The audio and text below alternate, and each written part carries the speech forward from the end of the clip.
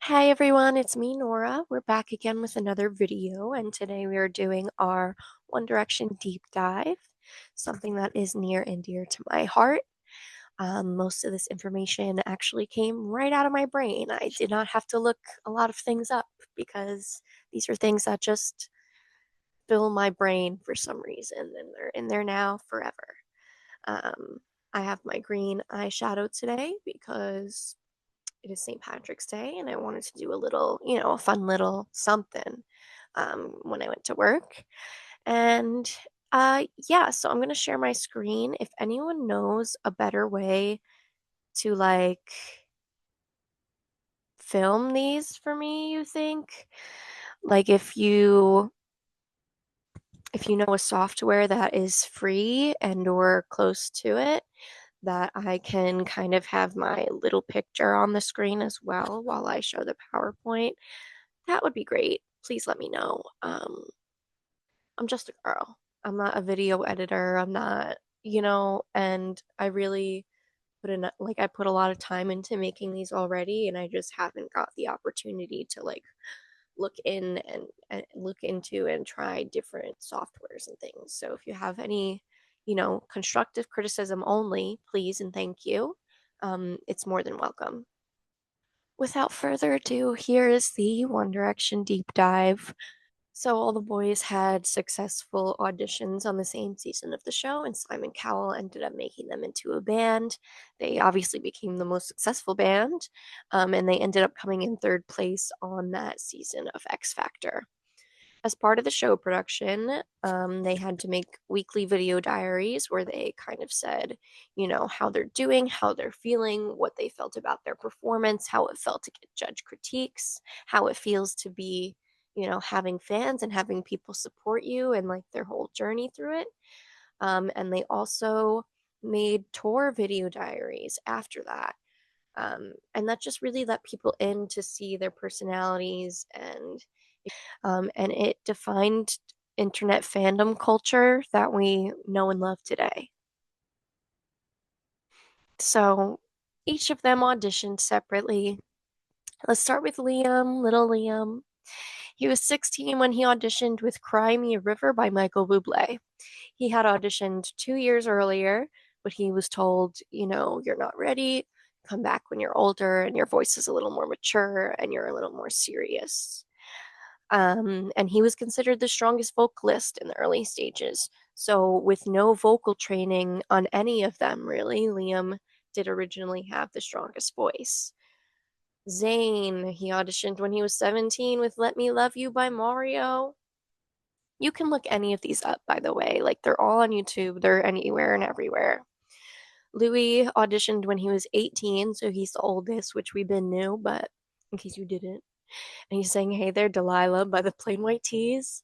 Um, I think they thought he was charming. They thought he was cute. He had the Bieber haircut, and he is charming. But they weren't crazy about his voice, which is silly. Like, God forbid someone's unique, right? Niall was 16 when he auditioned with So Sick by Neo. Honestly, I only know this song from this and it be in my head sometimes. And he just had that confidence, like he really knew he was about to get in. It was whack. Like just his stage presence was already so good. I think that's what they saw in him too. And of course we have Harry who works in a bakery and he's 16. He sings Isn't She Lovely by Stevie Wonder. Honestly, beautiful, timeless, brilliant, a great choice if you ask me. Like beautiful. Like not a typical audition song, but not something too far off where it's like they don't know what song you're singing and they don't have anything to compare it to. And the judges really loved Harry. They were like, this boy is it. This boy's gonna break some hearts. And so they knew that they could make some money off these five boys who had a dream. So there's that. The first album, Up All Night, came out in 2011. It debuted number one on the US Billboard 200, making them the first UK group to have their debut album enter number one in the US charts. Obviously, What Makes You Beautiful was their breakout global hit. I hate What Makes You Beautiful. And I know every other fan feels the same way. And if you disagree, it's because you don't know the other songs. And that's that. That's all I have to say about that. None of these are skips though. Like they come on and I'm like bumping. Like for real, I can't really pick favorites because they all have a different, they all feel special in a different way. And perhaps it's because I've been listening to them since 2011. Then we have Take Me Home in 2012. This included, all these songs. Live While We're Young was a single, Kiss You, Little Things. But again, I would argue that all of these songs are so kick ass. And when they come on, I am bumping that shit. Like, it's just so good. Like, they don't make music like that anymore. Not to mention the five-part harmonies. Like, yes, how do you not like a five-part harmony? It sounds beautiful to your ear. Even if you don't think you hear all five parts, like, you're listening to that. And it's those voices all coming together. Bruh, it is so good. Bruh, Over Again is a fave. She's Not Afraid. Nobody Compares, bruh. These are all, sorry, I keep saying bruh, but these are all so, so good. Like if you haven't listened, just go back for a moment and pretend that it's 2012 and picture your 2012 self listening to this. Then in 2013 we have Midnight Memories. This was a big album. I would say this was the tour where they started doing stadium tours. They had a couple of singles, Story of My Life, Best Song Ever, that we all know and love. I feel like You and I is low key also a single. Um, and again, I can't pick favorites here because all of these songs are bops, eternal bops that even, 13 years later, it comes on shuffle and I'm like, oh shit. And I have to sing along, I have to bop, I have to dance, like it's just that good. And the nostalgia of, I'm not nostalgic for like when I was younger, but I'm nostalgic for the time period in music. If you know, you know, like 2010s music, boy bands, like I feel like this isn't happening now on this level. And it was beautiful. More five-part harmonies. Who could complain? Girl, I couldn't. So here's the album 4 from 2014 with singles like Steal My Girl and Night Changes. Other bops include Fireproof and Stockholm Syndrome. Over Again, Once in a Lifetime. Girl, these were so good. They are so good, not even were. Go listen to Stockholm Syndrome and just let it play through and listen to the five-part harmonies and you're going to be like, "Dang, I was missing out in 2014." Okay? And same thing goes where like when I'm looking at all of the albums and all of the track lists, I don't have a lot of skips. I don't think I have any skips here, honestly, because it just it's so good. It's so good. I have no complaints, no notes. Then the dreaded the dreaded day. March 15th, 2015 was the day that Zayn decided he's leaving One Direction and he announced it to the public. And, we all found out like in the middle of the day. I remember where I was, bro. I was literally, I was in sixth grade or seventh grade, 2015. It must have been seventh grade. I was in seventh grade. And kids were making fun of me kids were already making fun of me because of how much I liked One Direction, and they knew that I would be soft after they heard this news. And, I just remember like at the lockers, some dumb boy being like making fun of me. And it was like, pro, understand I'm literally on the verge of tears, on the verge of a breakdown. Like it's the end of the world. And it was, but it wasn't, you know? I think we knew this was the beginning of the end, low key. It felt like that. And things trickled on for a little longer, but we knew that things were obviously the boys weren't happy. So the first single they released without Zayn is Drag Me Down. It's a bop too, like I'm gonna say that about all of them. And then they made Made in the AM in 2015. So this was fully without Zayn, right? Drag Me Down was the first single without him. All of these songs are so good. So good. Like Take Me Home and before that is like, okay, these songs are cute. These songs are fun. Bruh, with this album, it's literally like it's all of their musical ideas and lyrics coming into one, and it's actually so beautiful. And like they're not buying songs from people, they're writing them with the team and like putting the personal touches on them and finding their own sound, and it's really, you can really see it and feel it in this album. So again, there's no skips, and there's a couple of favorites, but it like depends on the day. Do you know what I mean? Like it literally depends on the day. Walking in the Wind is a bop all the way. Then we have Larry Stylinson. Everyone and their mothers thought that Harry and Louis were in love. And here's some photographic evidence. They just look at each other with so much love. And like, who's to say what kind of love it is? Platonic, romantic, who knows? But I mean, look at them. Look at the love in their eyes when they look at each other. And so everyone on the internet was fighting, saying, oh, they're a gay couple. Or the homophobes were like, no, they're not gay. They have to be straight because they're in a boy band and I'm a girl and I love them. And I don't know if it was ever like confirmed, but definitely in my mind, it is confirmed that this was some sort of relationship, right? I think Harry knew he was in love with Louis, and I think Louis was, experiencing being bi for the first time and also being in the spotlight, and they're in a boy band, and people are still homophobic at this time, and all of that. I titled this slide Going on a Break in quotation marks because we all know that they went on a break and they said it was going to be temporary, and then it was not. They promised to come back. They ended up coming back with their solo careers.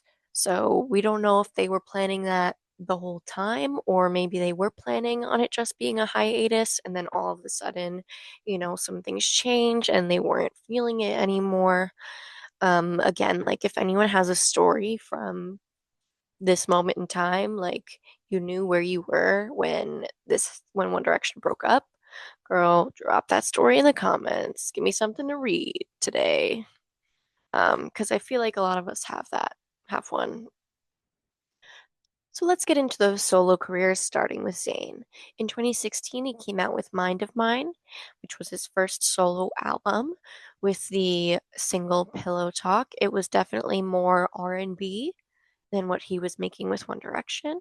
And he kind of stuck to that R&B vibe for Icarus Falls in 2018, which had 27 tracks. That's a monster of an album. I'm glad he was, writing and creating and doing those things still after he left.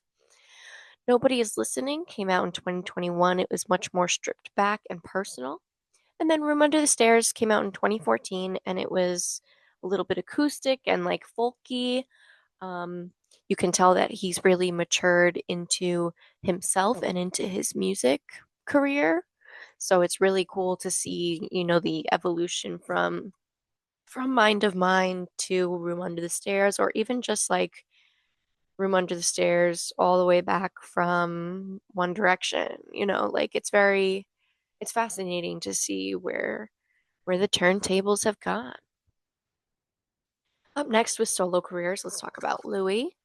He came out with Walls in 2020. It was very Britpop, so he's kind of doing the same thing that he was doing in One Direction. And then Faith of the Future in 2022, he wanted to tour and he wanted to have fun with his fans and the community that, he missed so much from One Direction. So I think he really did that. You can look up videos from the tour. It looked like a lot of fun. He's crowd surfing, he's interacting with people, and he seems really happy. So that's awesome. And then in 2026, this year, he released How Did I Get Here with the single Lemonade that we all know and love. He is touring on this album this year as well.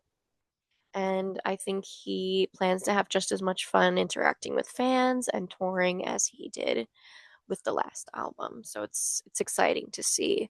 This is someone who, in my mind, should always be making music throughout their life. Um, and I'm excited to see what's next to come. Then we have Liam's solo career. So Liam did a lot of production work. He collaborated with a lot of artists to make other things, to work on them with things, to sing on things for them, to be behind the scenes while they were singing. But his only solo album is Liam Payne 1 that came out in 2019.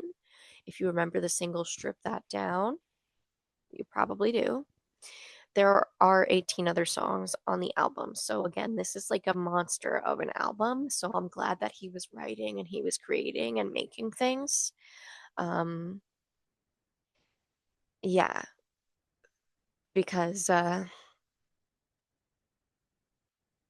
don't know really how to there's no like easy way to go into this. So I'm just going to go into it. Sorry. October 16th, 2024. Liam was staying in a hotel. He was under the influence of multiple substances. He he fell, or he was pushed, or who knows. Um, but he passed away, unfortunately, at the age of 31, and people were heartbroken. The world was heartbroken, right? Anytime you lose someone, it's a hard time, and the parasocial relationships that have been created because of this person and this community and this group of people, I think it was hard to deal with. It was really upsetting to me. I know it was upsetting for other people. Here you can see some images from different cities where directioners just got together and lit candles and sang songs and held each other and were there for each other like a community is supposed to be. Um, and I thought that was really beautiful to see everyone coming together because even though it was a hard time and a hard thing to deal with, we weren't alone in that. And that's honestly what's most important is the community of it all. Um, this is like the most serious moment in the presentation, and I didn't know where to put this. I was like, let me put it at the end, but then the end is so sad. And then I put it here, and I'm like, it doesn't fit here because I'm about to go into the next one's solo career. And there's really just nowhere to put it that is good because it's just not a good thing. Like it's not a good situation, everything that happened. Um, really, really sad, really unfortunate. And I think we would have had a reunion tour this year, but I'm not so sure about that now. Anywho, awkward transition. Let's get into Niall's solo career. So in 2017, he released Flicker. It was more acoustic and folky. He was working a lot with Ed Sheeran at the time, so I think he was heavily inspired by his music and his writing as well. I saw this album on tour live. It was awesome. It was beautiful. It was very Boy Next Door, very soft. The vibes were good in the crowd. Everyone was chilling. You know the vibe Niall brings. Then we have Heartbreak Weather in 2020. It was a little more upbeat, and it was kind of a concept album that went through a timeline of a relationship that he was in. And this released right before COVID. So it released and then the tour was planned and tickets were sold and then they canceled it. So COVID ruined lots of things for lots of people. We don't have to get into that now. Then we have the show in 2023, which is more mature and introspective. It's got some soft rock, some soft pop. He talks about his anxiety and self-reflection of that. I find that this album connects with me as like a writer, as someone who wants to write music. I imagine that I hope that mine would kind of sound something like this, or tell the story and portray those feelings and thoughts like he does in this album. I was always a Nile girl, I can't lie. I am a Harry now since like solo career time, but before that, I was always a Nile girl. And that never goes away, you know? That's gonna be part of me forever. So, like, we love you, Niall. And then moving on to Harry's solo career, Harry Styles came out with a self-titled album in 2017 with a lot of classic rock influences. I would say the Beatles, Fleetwood Mac, Bowie, even. I think just everything in his life that he listened to and grew up listening to kind of formed this mix of all of them. And that's kind of what came out in this album. He wanted to, be taken seriously as a solo artist. I'm not in a boy band anymore. That was a terrible accent. I'm sorry. But you get the idea there. Then in 2019, he came out with Fine Line. He was more colorful, emotional, and experimental. He showed vulnerability. The songs are about love. He was dressing flamboyant, to say the least. And I think he was always dressing a little flamboyant, but now it was like very, and it was cute and it was fashionable and it was everything. And so it wasn't only about the music, it was about the fashion. What are you wearing to the concert? What's he gonna wear to the concert? And the same thing followed into Harry's house in 2022, where we switch up to like an 80s pop synth vibe, um, about more intimate things in his life, like he basically welcomed us into his home. Um, and it was a really good album, like one of my faves, I can't lie. I also got to see this one live, and oh my gosh, it was like the best concert ever, best show ever. Like, and I had nosebleeds, you know what I mean? I wasn't like front row or anything, but like it was still such an experience. And like the space that he creates, the community that's been created around him is really so beautiful. And like I'm so grateful to be able to be a part of it sometimes. And that goes into Kiss All the Time, Disco Occasionally, which just came out, where he changed up his sound because he wants to have fun with the crowd. He wants to be part of this community that he built, that we built around him because of him. He sees our kindness and our love and our empathy, and he wants to be in that community with us, and he wants to party while he's working. He doesn't want to feel like he's just an entertainer. Dance, monkey, dance. No, he wants to feel like he's having fun. And I think that that's beautiful. I think that it's amazing. So here I'm going to go into detail really quick on these two albums because they are so, so, so, so good. Harry's House is a bop after bop after bop. I listened to music for a sushi restaurant the first time, and I could not believe what I was hearing with the horns and everything. I thought it was so good. Ba, ba, ba. Like it just set the tone for the whole album. And then I was so excited for all these other songs. Cinema's a bop, Satellite's a bop, bop after bop. And then you have the soft songs like Boyfriends, Love of My Life, Matilda. Like those are just so beautiful and so meaningful. And as a singer, right, like it feels so good to sing those songs. Like I can't really explain it. It just does. And then we have Kiss All the Time, Disco Occasionally, which just came out this year. He's going to be touring with it. And the single was Aperture. And it kind of set the tone. First listen, I wasn't loving it. A couple more times, I was like, you know what? I get it. It's it appears like a techno beat, right? And that's not anything like what he was doing before. But it's not it's not tech that's making the music. It's people playing different instruments and using different parts of their voice. Um, and you can see this in the One Night Only Manchester Netflix special and also the BBC Radio live YouTube videos. You can see everyone playing the drums, playing guitar, playing flute, playing trumpet, playing violin, playing upright bass, singing a different harmony part, singing another harmony part, a third up. And you can just literally visually see everything and every part. And I think that it shows you how much really goes into it. And I hope that he tours with the band because that live experience of music and getting to see each part is like so, so special. And I think it's going to bring a lot, it's going to surprise a lot of people. And I think they're going to enjoy themselves, even if they thought, maybe it wasn't going to be it.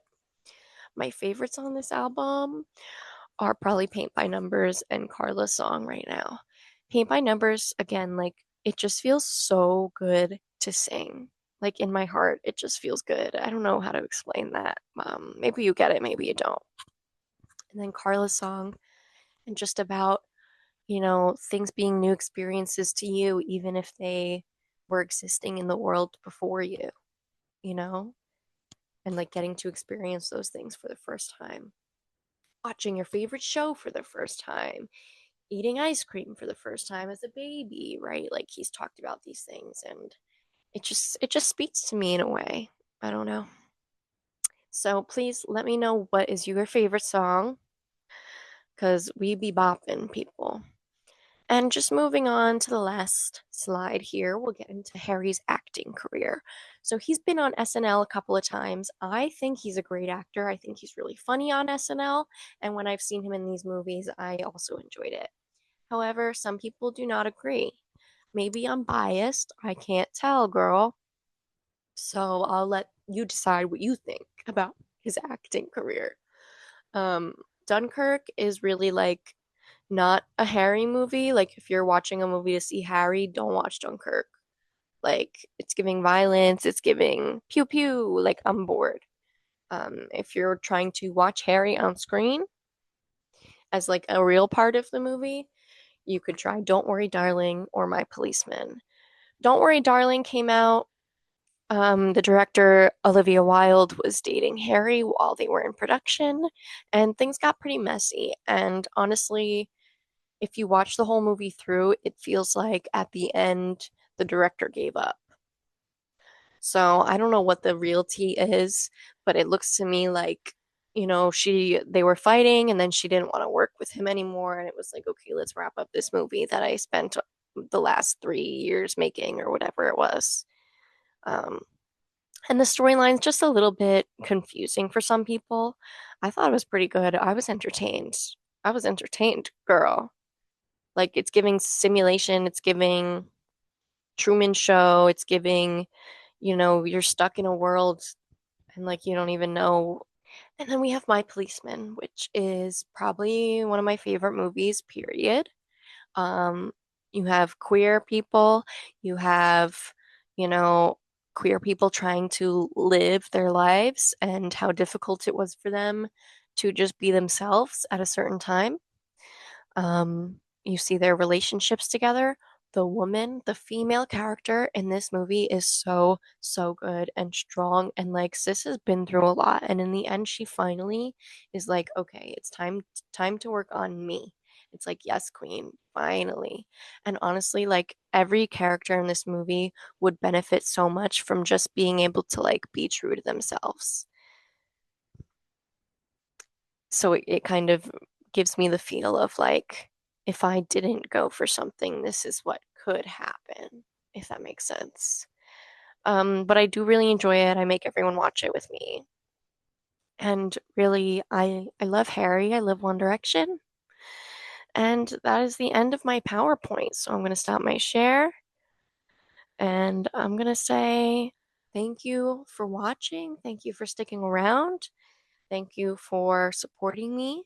Please drop a comment about something I should do next or your favorite moment with One Direction or your favorite artist right now or a song that you like or really just anything so we can get chit-chatting and build some community because that's what it's all about again, isn't it? It's all about community. We need each other right now, and it's important to be there for each other. And yeah, that's all. So I hope you have a beautiful evening or a beautiful rest of your day, whatever's going on where you're at. And I hope you stay happy and healthy. And we'll talk soon, okay, girly? Bye. Ciao.